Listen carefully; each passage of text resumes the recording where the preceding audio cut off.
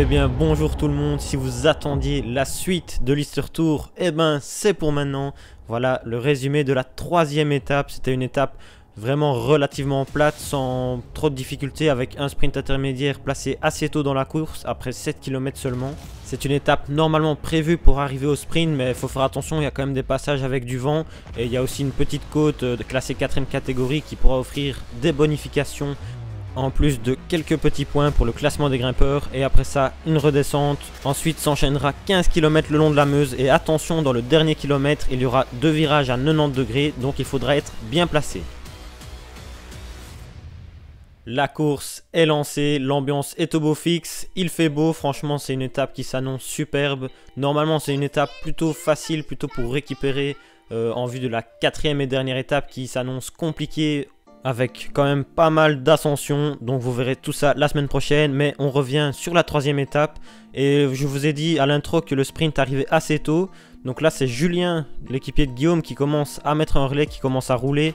Mais on est bien 2 km avant le sprint, mais en tout cas le rythme est bien monté d'un coup. On a bien compris que Guillaume avait des ambitions pour ce sprint intermédiaire, lui qui avait pris quand même des points sur le sprint intermédiaire de l'étape 2 et de l'étape 1, donc il était bien positionné. Le sprint est maintenant dans moins d'un kilomètre, on est encore à l'abri du vent, mais c'était pour de courtes durées parce qu'on va se retrouver au milieu des champs avec beaucoup de vent. Regardez bien à droite de votre image, il y a eu un contact entre Guillaume et Tom, leurs roues se sont touchées, donc ça a perturbé le sprint. On y reviendra plus tard, mais ça va avoir quand même une lourde conséquence sur cette étape et sur la course en général. Mais en tout cas là pour le sprint intermédiaire, c'est Victor qui, comme à son habitude, a lancé de très loin, mais plutôt pour anticiper. Donc c'est pas un sprint, mais il a plutôt mis une attaque.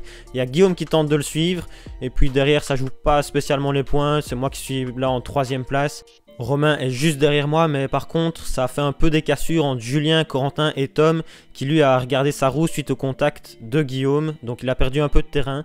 Donc en tout cas pour le sprint intermédiaire, c'est Victor qui passe devant et Guillaume passe en 2ème place, et puis nous avec Romain on va se faire un petit sprint pour jouer. Je passe juste devant lui, mais avec ça on va rattraper Victor. On a vu Guillaume qui se relevait complètement, et donc une fois à la hauteur de Victor, on va se retourner, et on va voir qu'il y a un gros trou derrière. On a même presque mis 30 mètres là juste sur cette accélération, et Guillaume qui se relevait. Donc on va se retrouver à 3 avec Victor, Romain et moi-même.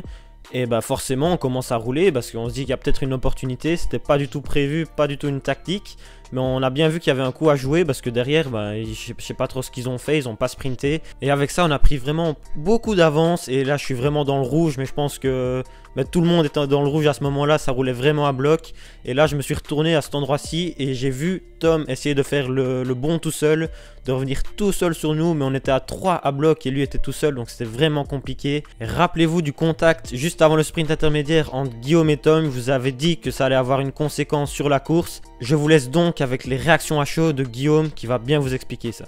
Nous voilà à l'arrêt à Doncé, le rue des Templiers, après la bordure initiée par Mathis, Tom et Victor. Non, pas Tom, Romain.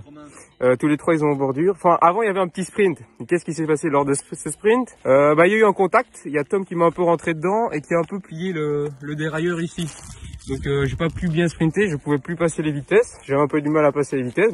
Mais après la bordure, donc on a pris à droite, Mathis a peut-être filmé, et on avait vent d'eau, ils ont continué leur bordure. On est revenu sur Corentin, et le problème c'est qu'on a évité un trou, et en évitant un trou, comme on peut le voir ici, j'espère bien, il y a un petit trou qui s'est fait dans le pneu. Alors ça c'est très peu pratique pour rouler, et il y a aussi un rayon de l'autre côté qui a décidé qu'il voulait plus rouler quoi. Donc là forcé à l'arrêt. Donc là on peut pas, je peux plus rouler là pour le moment. Je vais prendre le vélo de Victor pour terminer, parce que de toute façon il avait un rendez-vous médical, il pouvait pas finir la course, donc je vais finir la course avec son vélo, mais à mon avis demain malheureusement notre équipe ne pourra pas prendre le départ. Évidemment, c'est vraiment dommage pour Guillaume et pour Victor Grindorge et Julien qui l'ont pas abandonné, ils l'ont attendu. À part les 3 coureurs à l'arrêt, tous les autres, on est au courant de rien. Donc forcément, on est encore en train de rouler à bloc parce qu'on se dit qu'ils sont 5 derrière. Et à 5, ça peut revenir sur 3 coureurs. Alors qu'au final, ils sont que 2 à faire la poursuite. Donc on a un gros avantage. Bien entendu, on ne le sait pas. Donc là, on est dans la côte. Je commence à accélérer. Je vais prendre les bonifications et les points. Romain et Victor Mullens n'ont absolument pas contesté, on s'était même désigné à l'avance qui allait passer devant. Et donc là on est déjà après la descente, on fait un peu de récupération parce que on est vraiment à bloc, je n'en peux plus.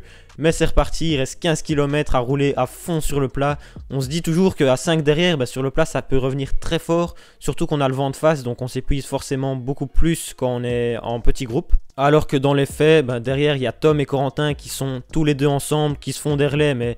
ils ont déjà perdu beaucoup de temps, donc forcément ils ne reviendront pas. La victoire va se jouer entre nous trois, mais on roule quand même toujours à bloc parce qu'on est toujours dans l'optique du classement général. Et plus de temps on mettait à Tom, et mieux c'était. Là on est sur un long pont qui m'a fait mal aux jambes, c'est Victor qui prenait le relais. Et je pense que Victor sur le plat était incontestablement le plus fort, c'est lui qui prenait les plus longs relais.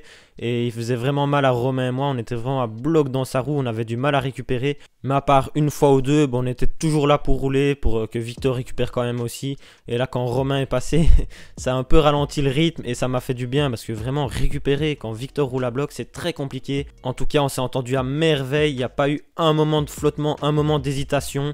Et là on arrive tout près de l'arrivée, c'est le dernier petit point à monter pour quitter la route qui longe la Meuse. Pour rappel, moi et Victor on est coéquipiers, donc c'est une situation qui normalement n'avantage pas Romain, mais vous allez vite vous rendre compte qu'au final ça l'a avantagé. Parce qu'on était toujours vraiment dans l'optique du classement général d'aller le plus vite possible pour mettre un maximum de temps à Tom et Corentin par la même occasion.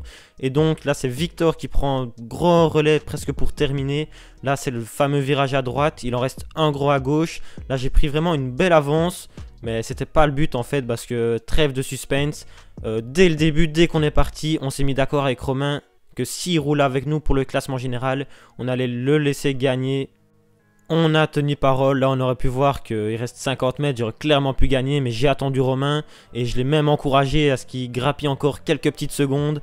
Donc c'est Romain qui remporte cette étape, bravo à lui parce qu'il est quand même très bien roulé, il a fait le job, le taf qu'on lui a demandé, c'était parfait. C'est moi qui termine deuxième et Victor troisième, et bien sûr si on avait su que derrière il n'était plus 5 à la poursuite mais 2, ça aurait changé complètement la course, on n'aurait pas dit à Romain de rouler, tant pis, et on aurait été chercher cette victoire. Enfin si on avait eu les moyens en tout cas. Et là on est ultra content, on sait qu'on vient de tuer le tour. Bien joué. On vient de tuer le tour. Ouais. Je me le suis bien dit. On les a eu. Ça fait déjà 2 minutes. Et c'est comme ça. Ah ouais. Je suis déjà à 1 minute 25. Oh, 1h25. On a tué le truc. On a quasiment attendu 4 minutes avant de les voir arriver. Donc évidemment, énorme désillusion pour Tom qui espérait remporter le classement général.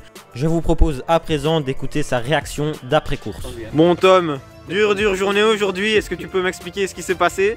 Juste avant le sprint intermédiaire, on s'est touché avec Guillaume. Et on était en train un peu de regarder ce qui s'était passé. Et en relevant la tête, on a vu qu'il y en a 3 qui étaient partis devant. J'ai essayé pendant 2 km de refaire le trot tout seul, mais impossible. Puis j'ai attendu Corentin et on a fait tout le reste de l'étape ensemble, donc heureusement qu'il était là. Donc voilà, vraiment dommage cet accrochage. En plus Tom a roulé avec une roue complètement voilée toute l'étape. Alors ça c'est le classement de l'étape et vous pouvez voir que Julien et Guillaume ont eux aussi abandonné. Tom est arrivé 3 minutes 51 après nous, donc évidemment classement général, Victor est toujours en tête, je suis deuxième avec 25 secondes, Romain est troisième à plus 3 minutes 44, donc déjà là pour revenir ça va être très compliqué, mais il y aura une petite bagarre entre Tom et Romain, mais surtout pour la première place, parce que oui je suis qu'à 25 secondes de Victor, même si c'est quand même beaucoup. En tout cas merci d'avoir regardé la vidéo, on se dit à la semaine prochaine pour l'étape 4, ciao.